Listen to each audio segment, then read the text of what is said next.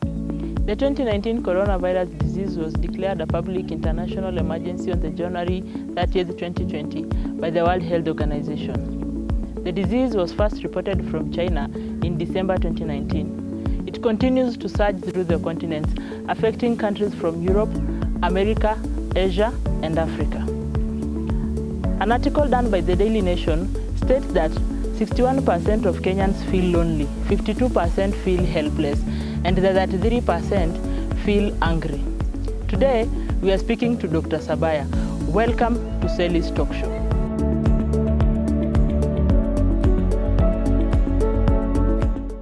Thank you so much, Daktari, for gracing our show.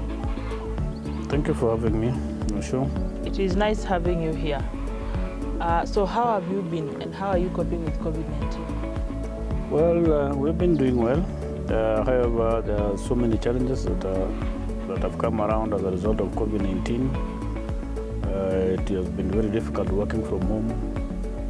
And more so, if we are people who are service-oriented, it has been difficult serving our clients. Oh, yeah.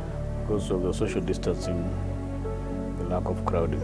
Today, we are speaking about depression. So kindly, will you help us understand what is depression?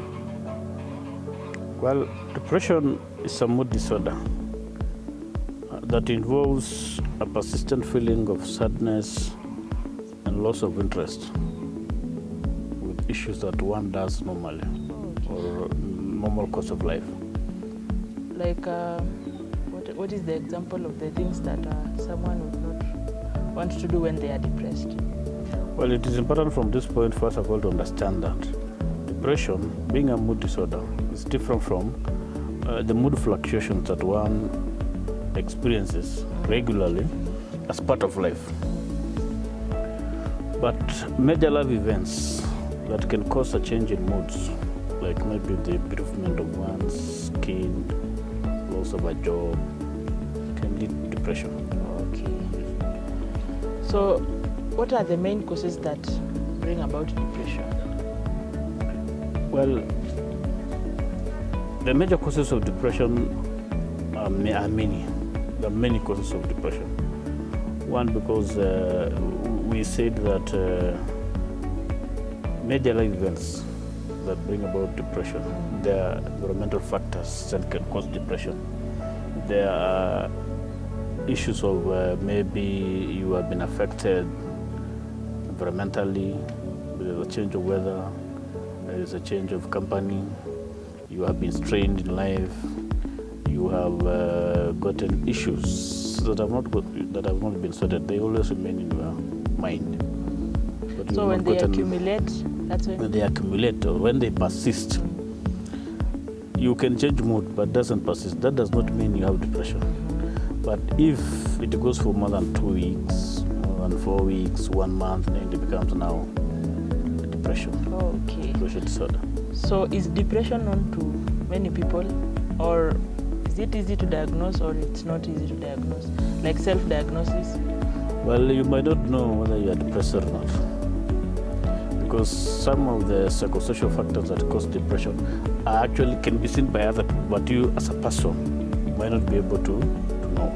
But for diagnosis purposes, it can be diagnosed by medical professionals. Oh, so there's a diagnosis for depression? Yes, there are signs and symptoms that show one is suffering from mood disorders or depression. Okay. Yeah. You said it's not easy to diagnose.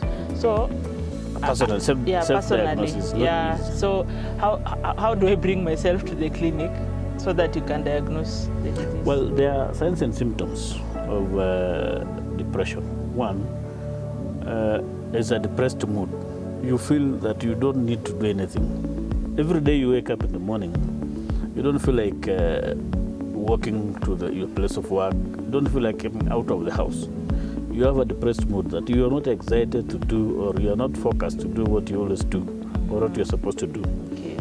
There is a reduced interest. For example, those activities that you pleasure, once you enjoy it, maybe if you are an outgoing person, you suddenly stop being an outgoing person.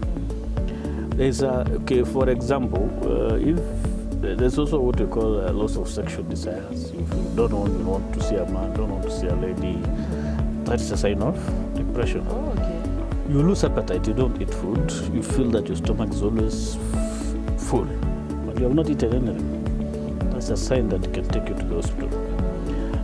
You also get what we call unintentional weight loss or gain.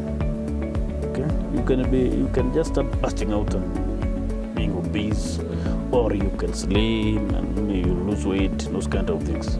Those are signs of depression. You will also become easily agitated. You become restless. You start pacing up and down every day, but you are doing nothing actually. You're just going up and down. Maybe if you have an upstairs house, you go up and down, you go to the upstairs, you come back to the floor of the house. But actually you are doing nothing. You become restless. You also slow in movement. If you used to be a person who paves up when walking, you start slowing down. You start also slowing in speech. That was one sign of depression. You suddenly become fatigued. You lose energy to do anything. That's also a sign of depression. But you know, these things must be persistent. It's not something that maybe today or tomorrow will it be classified as depression. They must persist for maybe 2 or 1 month. Okay? Then you start feeling worthless in life. A feeling of worthlessness, a feeling of guilt every now and then. That is now a sign of depression in your life. Okay? You also start having difficulty in thinking or actually concentrating in any aspect of life. You actually lose. You stop making decisions. You can't make a simple decisions in life. So those are some of the signs that can take you to the hospital. Okay. And sometimes some of those thoughts can be also suicidal. You start thinking about, you just want to kill yourself.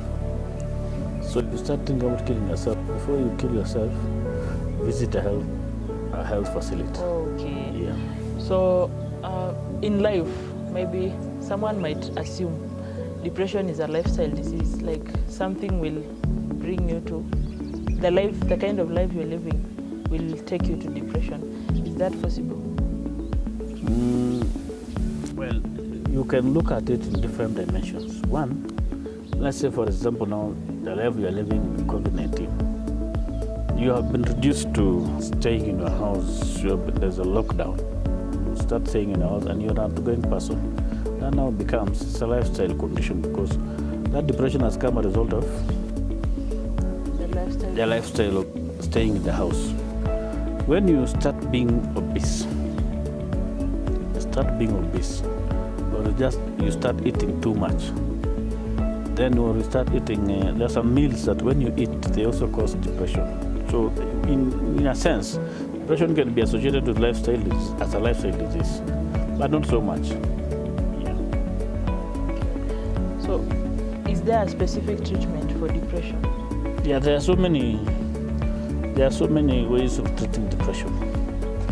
One, we can look at depression in different, maybe 3 aspects. One is support. Okay, what you call you can give support to treat depression. You can go to psychotherapy. By support you mean? This support means you talk out the problems with the person. Yes. You discuss. It's between me and you. I come talk to you, or you open up. I discuss to you the problems that you're facing, or you give me your problems, and I actually give you an encouragement that this is possible. And once you get support by talking out the issues to people or to anybody who is near, to your family members, you actually get treatment. You treat yourself you come out of the depression. There's what we call the psychotherapy. Okay, psychological therapy.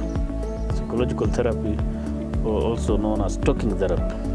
Somebody talking to, now you talk to counselors, they talk to you, you undergo counseling by a counselor. That is also treatment. Then we come also now to the drug treatment. And there are several medications that are used in treating depression. We generally classify them as antidepressants. They are pharmacological agents. We have there are several classes of maybe we can point a few. Yeah. We have the selective serotonin reuptake inhibitors. We have monoamine oxidase inhibitors, tricyclic antidepressants, atypical antidepressants, selective serotonin and norepinephrine reuptake inhibitors. And each class acts on a different neurotransmitter or combination of neurotransmitters. In the system, in a human body, we have what we call neurons. And in neurons, we have something called junctions. Those junctions, for any message to be transmitted through your body from the head to the whole body, there are certain chemicals that are secreted. That's what we call neurotransmitters. So those are the ones that determine how a person gets depression or does not get depression. Secretion of certain neurotransmitters causes depression. Well, when you block them, then depression is treated. So that's how we approach the treatment, the medication therapy, the treatment of depression. Speaking of COVID-19 causing depression, there was a teacher who killed 4 children, and she mentioned that it was the result of depression. So the loss of jobs, the closure of businesses, has it contributed so much, according to you people who are treating? Yeah, that can contribute a lot. You see, that's not what we call environmental factors. That teacher killed 4 children. There's a combination of issues there. Because we have what we call psychopathic disorders. That issue of suicide, that issue of murder that comes in because you are depressed. You see, you cannot see tomorrow because of you don't see tomorrow because of the problems you are facing now. You see there's no future. And you now think that maybe even if I don't have a future, what will be the future of the children? And we tend to kill the people, we kill the children. So that is actually the cause of depression. So it's not only suicidal, you can as well decide to murder. Yeah, because you can see me as your problem. Okay, I am the cause of your problem. So you want to remove the cause of the problem that you are having by killing me. Thank you so much for honoring our invitation. Welcome. So if someone would wish to get in touch with you, how would they do so? Well, we have an office. We have an office here in Ngong. We also have an office in Westlands. And if anybody wants to get in touch with me, I can always share my number, and we will be able to talk out these issues. Yes. To our viewers back at home, thank you so much for watching, and please remember to subscribe. We will share our doctor's number at the comment section.